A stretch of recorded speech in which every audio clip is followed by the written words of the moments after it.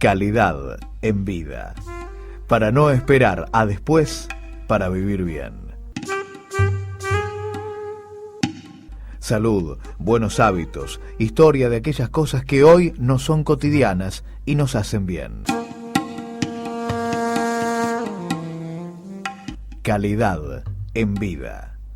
Producción, conducción y edición, Silvana Buján.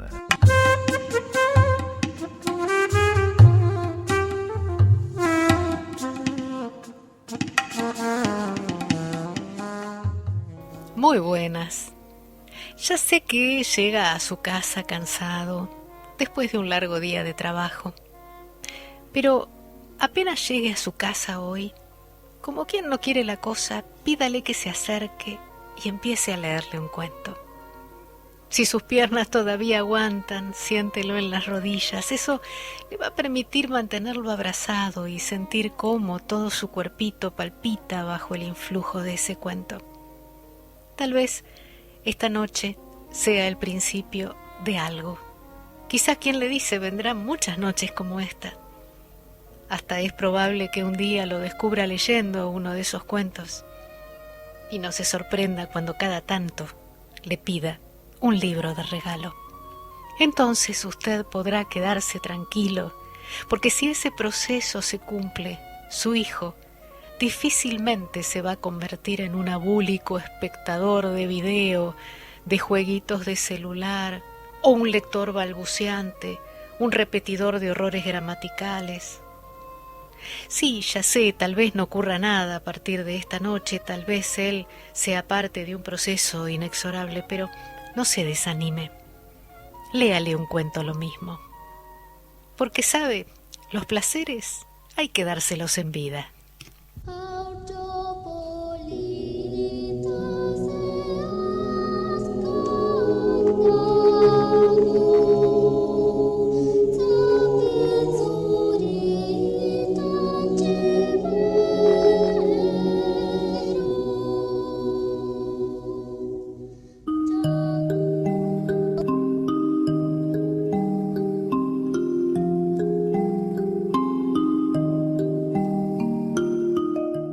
Cuando pensamos en Egipto, no podemos menos que imaginar las grandes pirámides, las imágenes de los faraones, y tanto que la literatura, el cine y la misma historia nos ha legado en la forma de coloridas historias, papiros, fragmentos de cerámica, relatos políticos que revelan la grandeza de los faraones, maravillosas historias humanas de un pueblo que transitó más de 3000 años de civilización.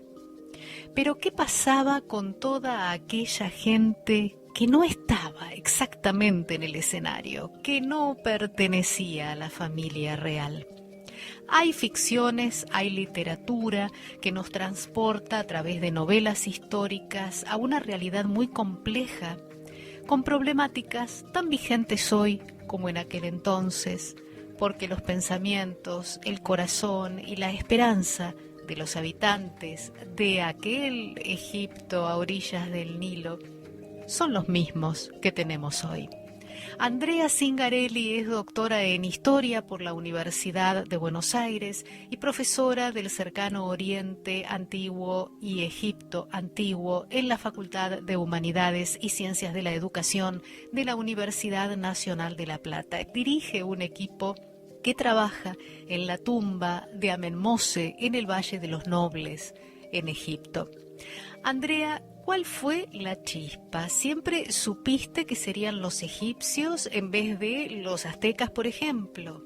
Bueno, por un lado, desde muy chica siempre me interesaron los mitos, las historias, los relatos de la antigüedad. Cuando empecé la facultad ya había decidido estudiar historia. Después Egipto tiene una magia que está presente en cómo ellos han expresado un montón de ideas en su cultura, que en algunas cosas tiene una estética muy parecida a la nuestra, si vos te fijas. Las formas de representación, toda esa cultura de la muerte, hay algo ahí también que me atrapó. ¿Y cómo hicieron a lo largo de milenios para conservar su cultura? Los griegos, los romanos, los nubios, los hombres del mar, los invadían, los ocupaban y sin embargo no llegaron a desdibujarlo porque siempre fue Egipto. Pensá que es prácticamente el único estado conocido que se mantuvo durante casi 3.000 años. El Egipto faraónico tuvo 3.000 años de duración, desde el 3000 a.C.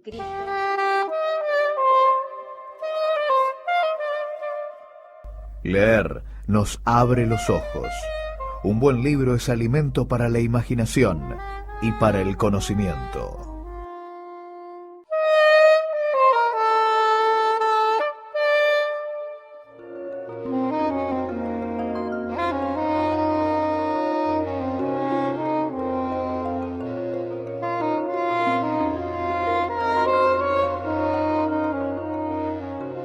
Pedro Páramo es el título de la única y corta novela del escritor mexicano Juan Rulfo, publicada en 1955. En apenas 23 ediciones y reimpresiones, la novela había vendido 1,5 millones de ejemplares solamente en Estados Unidos.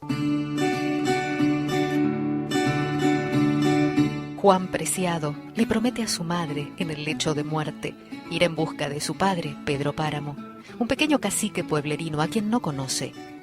El olvido en que nos tuvo cóbraselo caro, le dice ella. Y Juan se va para Comala, pueblo mítico, envuelto en una tierra vieja que está sobre las brasas de la tierra, en la mera boca del infierno. Allí se encontrará con las voces de la memoria de personajes de ensueño que van tejiendo una historia de pasado, de muertos, de visiones, desde mediados del siglo XIX a las revueltas cristeras de comienzo del siglo XX.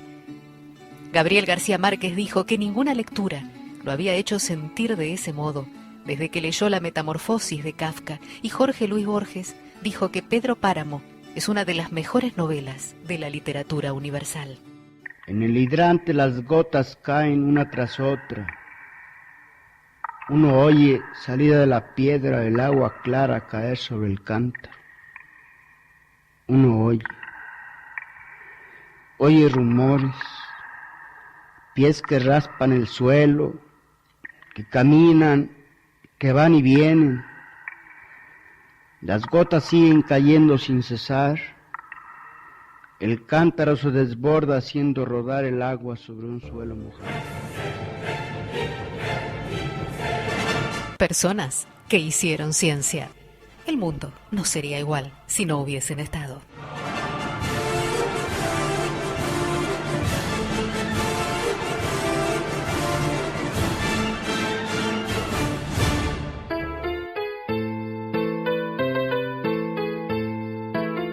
Georgios Nicolás Papanikolaou nació el 13 de mayo de 1883 en Kimi, ciudad costera de la isla griega Euboea.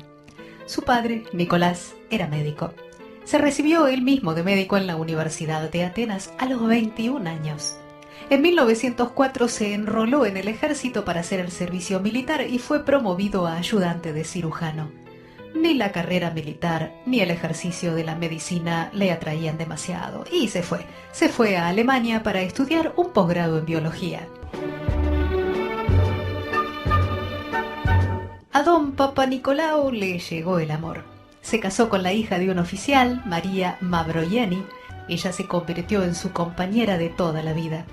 Gracias al suegro consiguió un puesto en el Centro de Investigación de Mónaco y hasta fue fisiólogo en una expedición oceanográfica del príncipe Alberto I. Como médico de la Armada griega pudo conocer a muchos griegos que habían emigrado a América. Y la imagen de un nuevo continente sin guerra le sedujo y se fue con su mujer.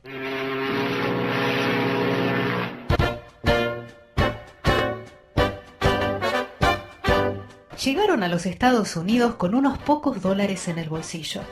Al principio tuvieron que ganarse la vida trabajando en los almacenes Gimbel, pero el dinero no alcanzaba. Entonces el bueno de Papanikolaou tomaba su violín y se iba por los restaurantes a tocar entre las mesas. En sus ratos libres trabajaba de archivero en el periódico Atlantis. El zoólogo de la Universidad de Columbia, Thomas Morgan, conocía los trabajos de Papanikolaou y decidió pedirle que deje el violín y vaya como asistente en el laboratorio de patología al hospital de Nueva York. En 1914 fue transferido al departamento de anatomía de la Universidad de Cornell.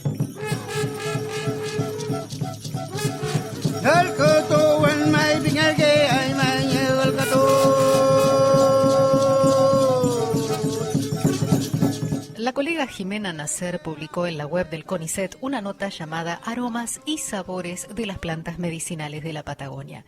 Comunidades aborígenes identifican cualidades terapéuticas en especies vegetales a través de sus sentidos.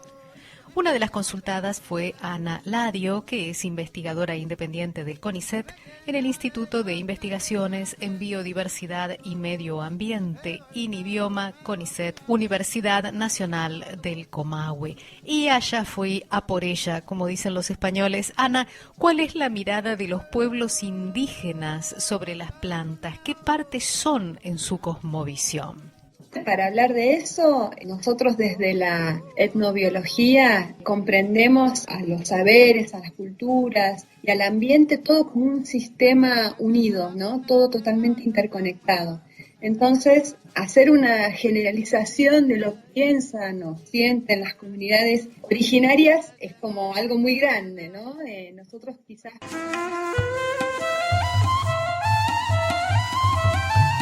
Hasta la próxima semana para vivir bien con calidad en vida.